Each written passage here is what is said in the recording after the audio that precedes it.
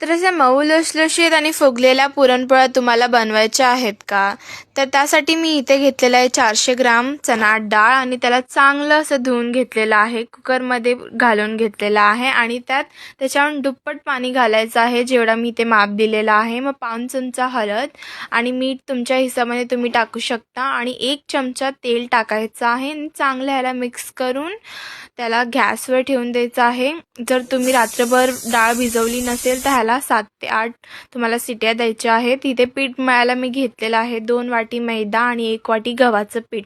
पाण्यात थोडीशी हळदी मिसळून घ्यायची आहे आणि मीठ टाकून चांगलं त्याला एकजीव करून घ्यायचं आहे आणि मस्त नरमसा असा पीठ आपल्याला इथे मळून घ्यायचा आहे. त्यानंतर बघूया की डाळ शिजलेली आहे का. तर तुम्ही बघू शकता इथे आपली डाळ ही चांगली शिजलेली आहे. तर पाणी त्यातलं आपण काढून घेऊया. ते पाणी तुम्ही टाकू शकता, पण त्याची कठ्याची आमटी ही बनते. तर इथे डाळीला थोडं ओव्हर कुक करून घ्यायचं आहे आपल्याला.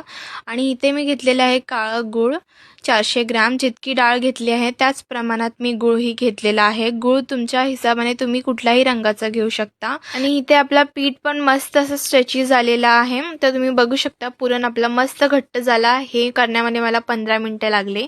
आणि इथे आपलं पुरण तयार आहे हे बघण्यासाठी कालता जो असतो तो आपल्याला त्यात टाकून बघायचा.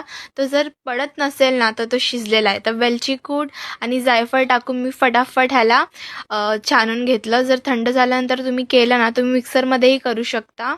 आणि इथे मस्त असं आपला पुरण छानून झालेला आहे. आणि आता मी घेते आहे लाटायला. तर आपल्याला ना एवढूसा गोळा घ्यायचा आहे. निंबू एवढा थोडा मोठा घ्यायचा आहे. तुम्ही जेवढ्या हिशोबाने बनवता आणि तेवढ्याच हिशोबाने पुरण घ्यायचं आहे.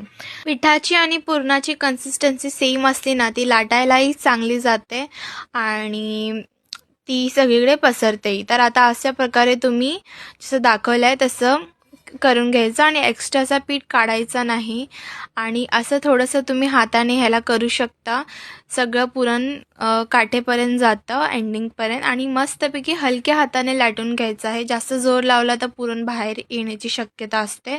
तर एकदम हलक्या हाताने तुम्ही पुरणाला लाटू शकता. तर काही लोक तेलातली पुरी बनवतात पुरणपोळी. मी तर पिठानेच बनवते आणि शक्यता जेवढं होऊ शकतं तेवढं तुम्ही पीठ असतं ना सुकं पीठ ते कमी लावा, जेणेकरून जी आपली पुरणपोळी आहे ना ती खूप सॉफ्ट बनते आणि खूप दिवसापर्यंत सॉफ्ट राहते.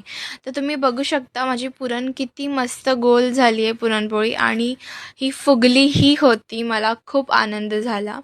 जेव्हा पुरणपोळी फुगते ना तेव्हा मनाला प्रसन्न होतं की वा आपली मेहनत जी आहे ती रंग आली. तर तुम्ही बघू शकता किती मस्त फुलली आहे टम्म.